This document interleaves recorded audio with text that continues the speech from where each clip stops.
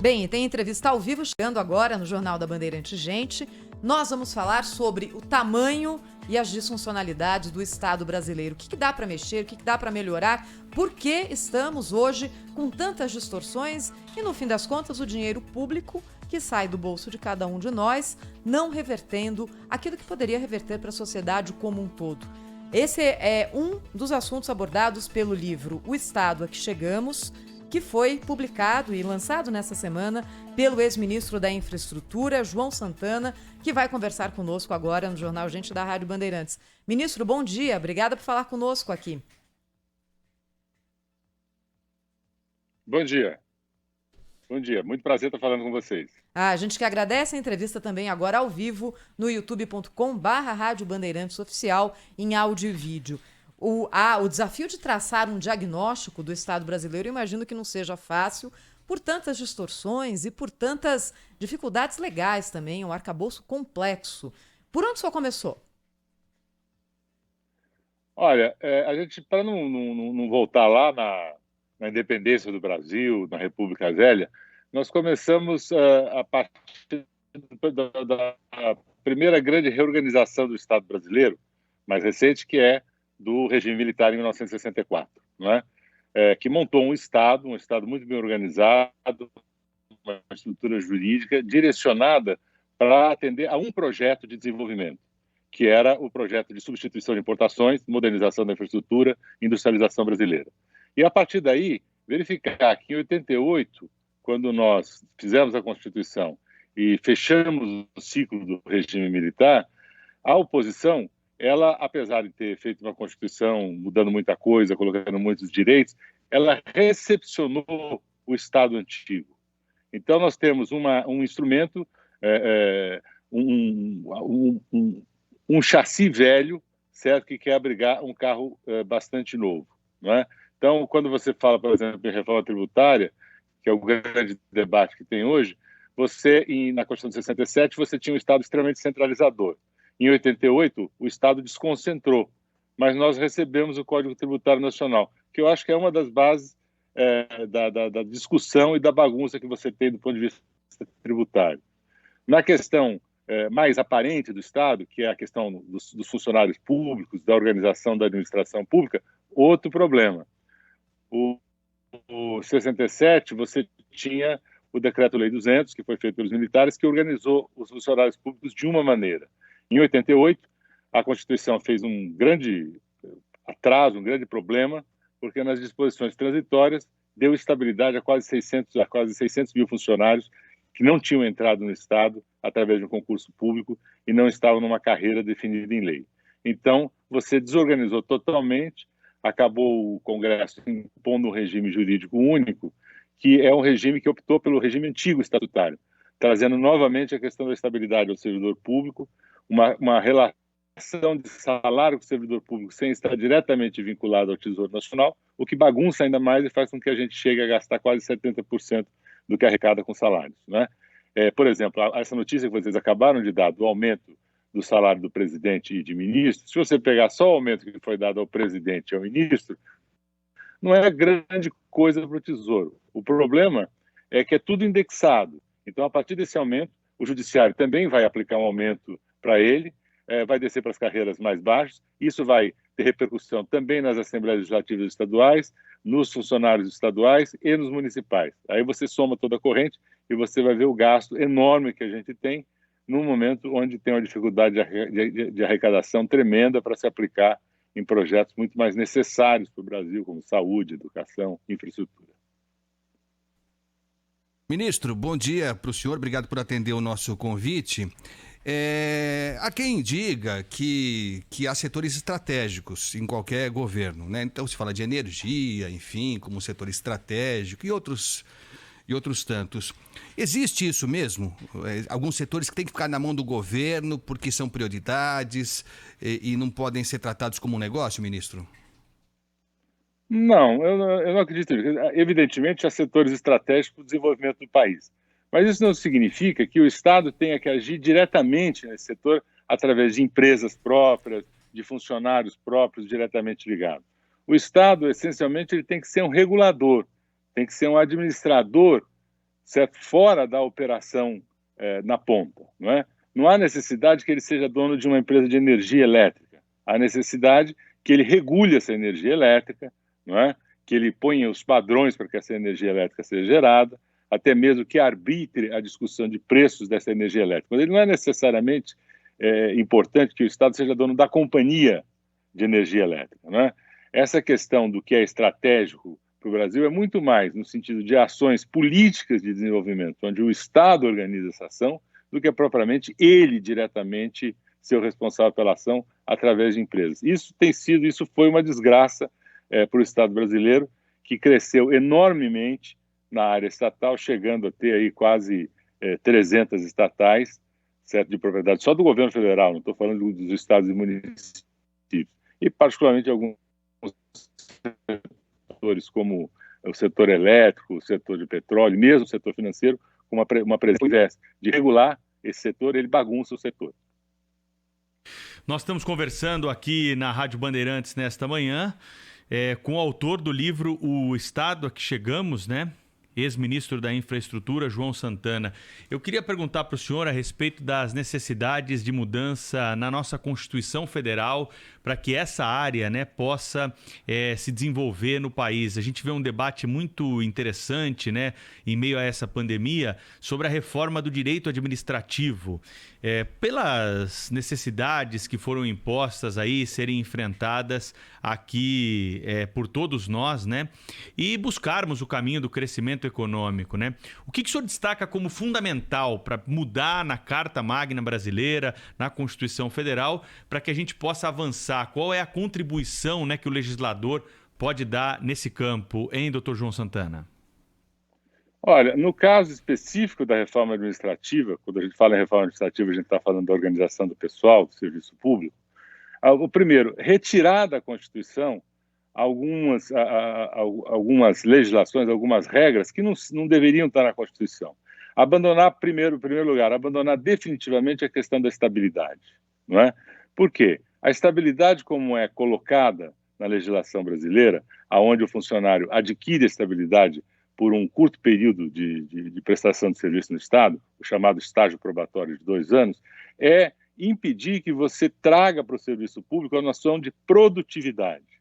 Vocês aí estão numa empresa privada, evidentemente o seu setor, a sua organização, os acionistas da Band vão exigir que cada setor tenha produtividade para que a gente possa melhorar salários, alterar, ter promoções, etc. O Estado trabalha sem o Instituto da Produtividade. Então, você primeiro tem que retirar da Constituição essa questão da estabilidade e você trabalhar com o conceito de produtividade. O segundo, flexibilizar a regra de contratação. Você hoje tem e com essa nova proposta de reforma administrativa, isso ficou mais duro ainda. Você hoje tem uma vinculação do servidor que ele entra em carreiras, né?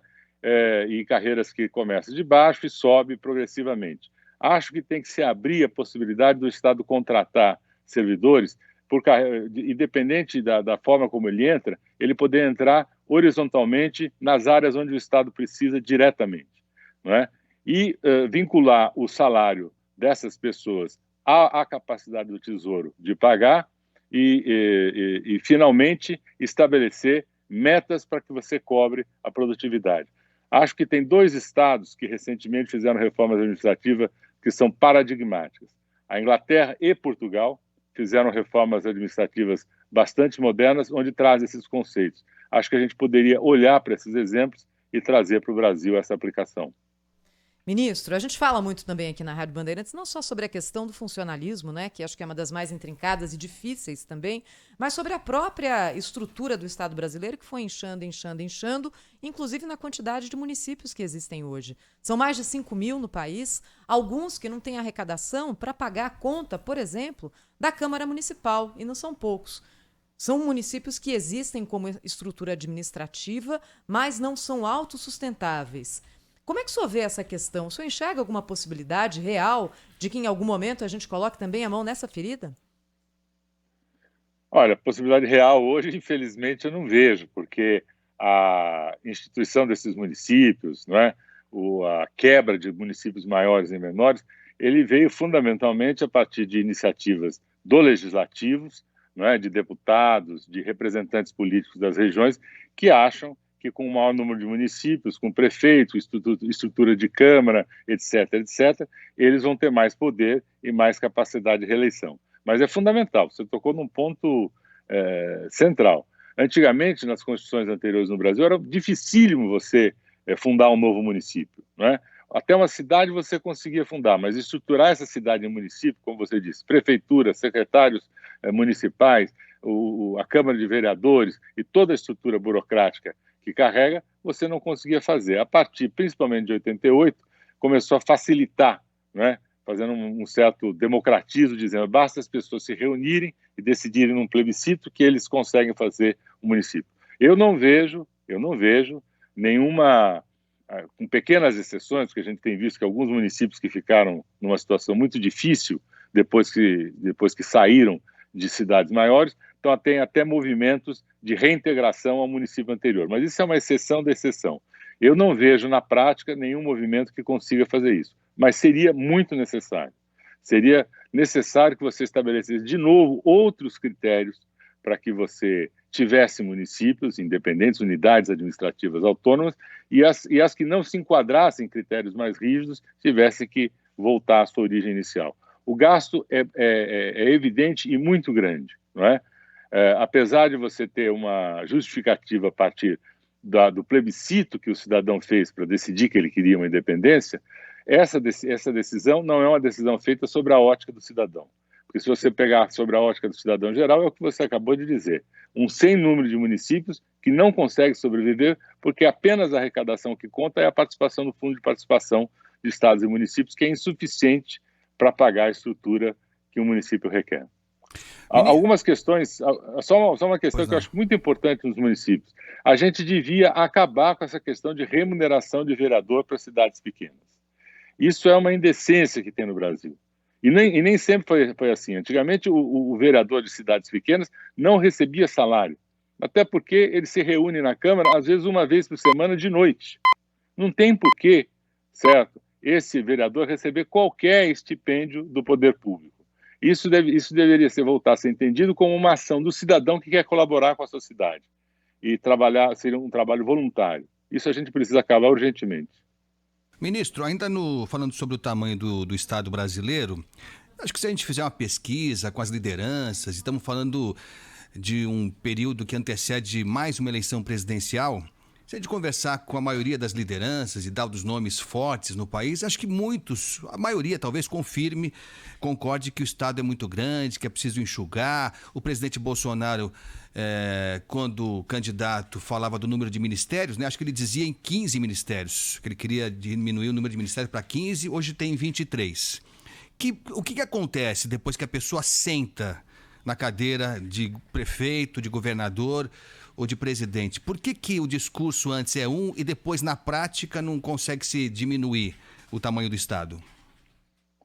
Eu acho que tem dois pontos fundamentais. Um, que o brasileiro, e em particular o brasileiro que vai para a carreira política, tem uma visão fazendária do Estado brasileiro. Ou seja, se eu tiver a máquina na mão, não é, eu tenho mais poder, seja de nomeação nos cargos de confiança, seja na ação de programas que essa máquina possa ter na minha região e beneficiar os meus eleitores e por isso eu ter uma reeleição mais fácil. O segundo ponto, que é tão complicado como é o sistema de governo político hoje que a gente tem, que é essa coisa do presidencialismo de coalizão. Como é que eu trago a minha base, como é que eu formo a minha base de apoio? Dividindo com ela um pedaço do Estado. Esse presidencialismo de coalizão, ele facilita isso. Então, vamos pegar o caso do presidente Bolsonaro. Ele se elegeu com ampla margem de aprovação da sociedade, com um monte de propósitos belíssimos, modernos, com o posto de Ipiranga dele lá, dizendo que o Estado ia ficar maravilhoso, né, fazer reforma na primeira semana. Imediatamente ele constatou que sem o apoio do Congresso Nacional ele não consegue fazer nada disso. Então, começa uma discussão. Ele até resistiu. Aí, o primeiro ano de governo, ele resistiu no sentido de não conversar com o Congresso. A partir do momento que ele começa a conversar com a estrutura política, ele verifica que ele precisa partilhar desse poder. Tem uma outra questão que é a base também dessa dificuldade, que é o sistema de representação que tem o Brasil. Olha, o exemplo que eu dei, que a Constituição de 88 recepcionou a legislação antiga, uma das mais perversas que o sistema recepcionou foi a legislação eleitoral. Basicamente, a legislação eleitoral brasileira, no que toca à representação, ou seja, a composição das câmaras, da Câmara Federal e do Senado não mudou muito, mas basicamente vem do pacote de abril de 77. Agora mesmo todo mundo brigou e parece estar havendo uma reforma sobre a Lei de Segurança. Como é que existe a Lei de Segurança Nacional, que é um produto da ditadura e a gente usa na democracia? O mesmo caso a gente pode falar da legislação eleitoral. A legislação eleitoral basicamente é filha do pacote de abril de 77, não é? Baixado pelo presidente Geisel em plena vigência da ditadura militar.